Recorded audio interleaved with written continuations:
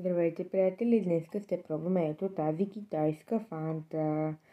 Сега прочетох ето тук и се оказа, че с сода с вкус на ябълка. Ще се включи, когато я отворя. Хора, отваряме. What? Тя е зелена на чат, виждате ли? Само да... Ето хора, сега се пробвам. Тя е зелена.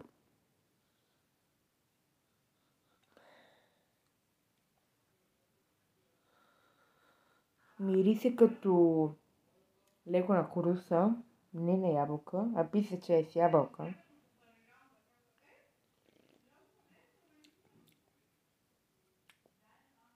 Има вкус на сок с коруса. Сега ще ви покажа цвета.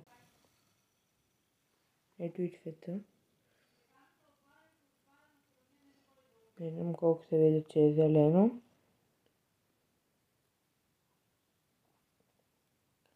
Ето тук можете да видите, че е зелено. Ако сте пили тази фанта, ми пишете долу в коментарите според вас на какво има вкус. Чао!